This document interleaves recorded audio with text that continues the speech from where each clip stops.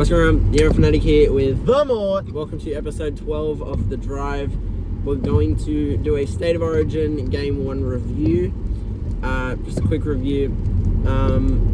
Firstly, the big talking point. What was your thoughts on the send-off? You know what? I'm not going to pretend he didn't crack his head off. Yep. But what do you really want him to do when he drops not even half a second before you're about to crunch him in the chest? It's like, oh, the target area. He was going to smack him in the chest, and he drops down. Yeah. I think Sinbin was more than sufficient there. Not even... Yeah. It was 100% a sin bin. It was definitely not just a penalty. I am not against the send-off. I am massively. Like, he came in so quick and he did hit him in the head. Like, I know it's accidental. I still would have sin-binned him. I wouldn't have sent him off.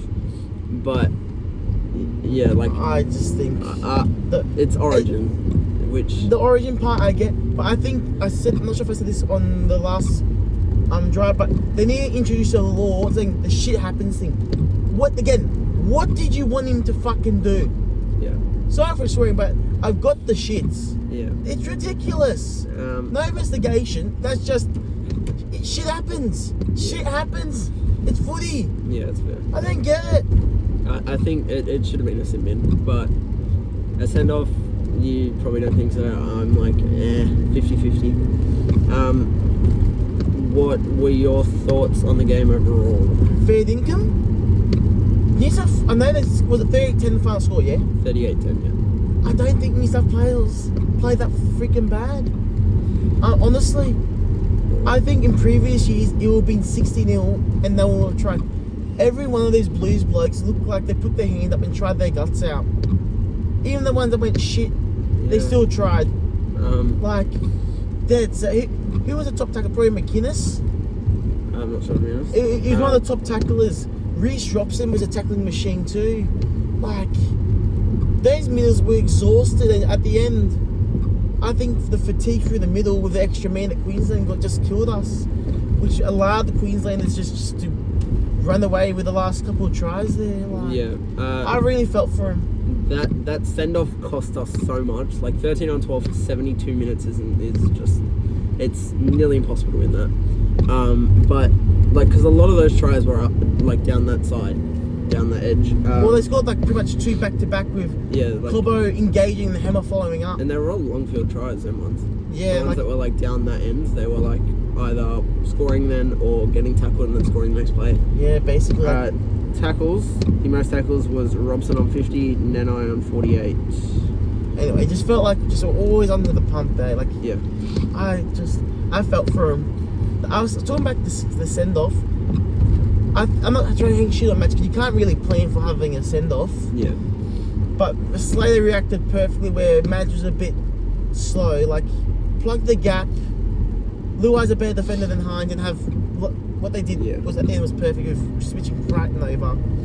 The problem with me, I was at the game, so my view was completely different to what everyone else was saying. I thought Lomax wasn't that great, but that's also because I went into the game critical of him.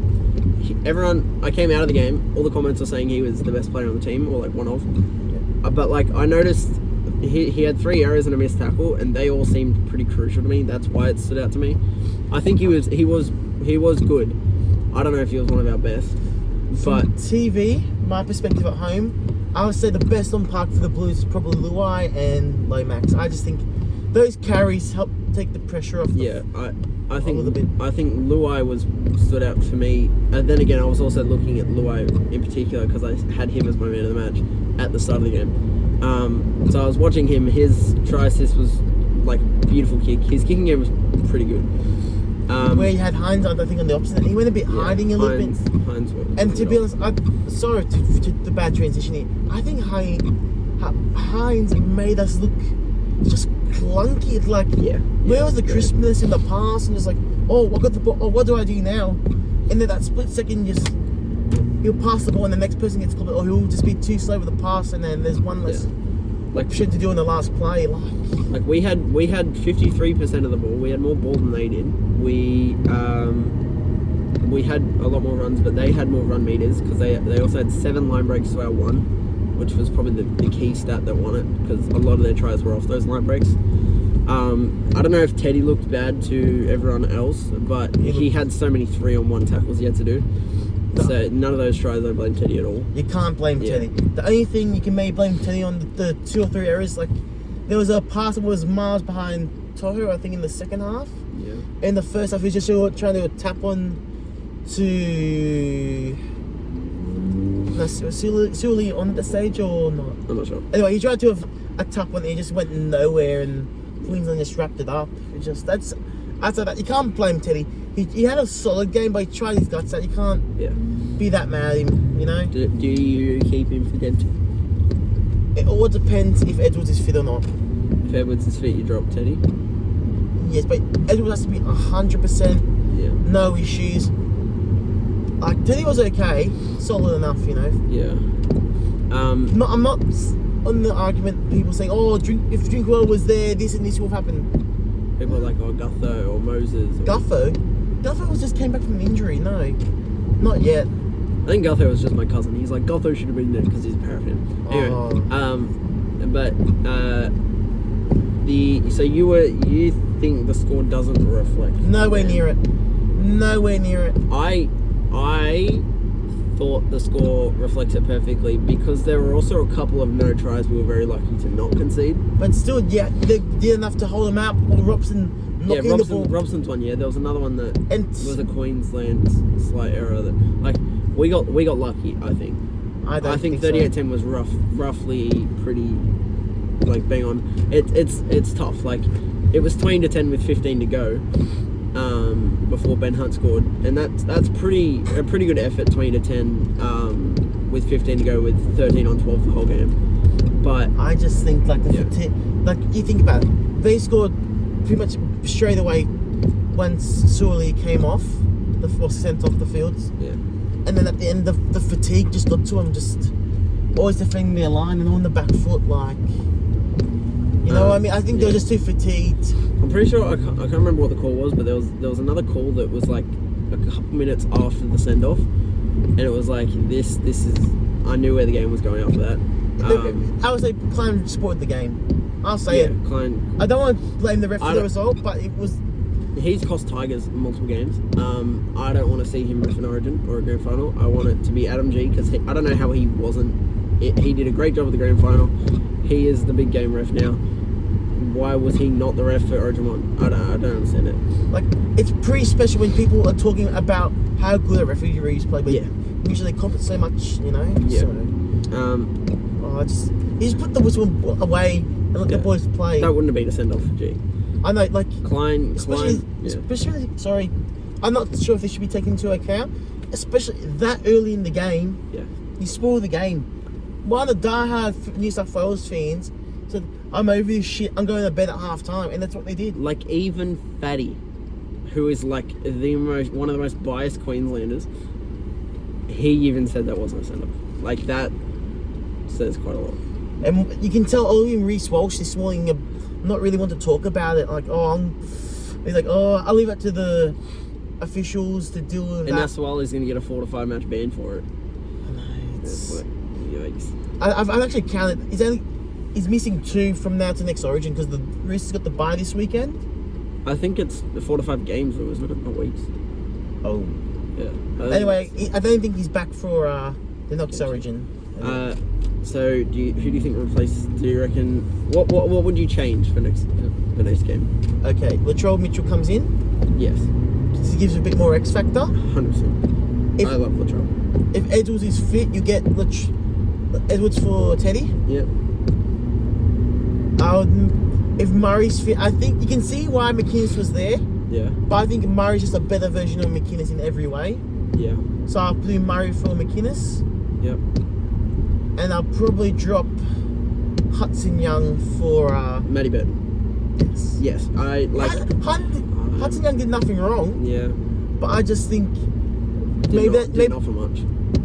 Not enough. Like if you had the utility there, maybe that could have clogged the spot that Suaalii left, you know? Yeah. I'm not saying it will be definitely the answer, but at least you got a proper cover there. Like literally, you cover the whole back line with Burton. Like, okay, winger gets in, you push Crichton to a wing. Yeah, let's say Suaalii gets sent off 7 minutes in. You can bring Burton on for literally any other, like maybe a forward or something. Like, what position would be the best to, like, just get rid of? To be honest, the extra back rower. The extra back rower. And so then you can, like, Yo's versatile enough to play prop, back row, or lock. Yeah. Which, yeah, I think locked okay last night. Yeah, not bad. And if I want to be generally a bit picky, add an extra middle. Actually, no, wait. Yeah, add an extra.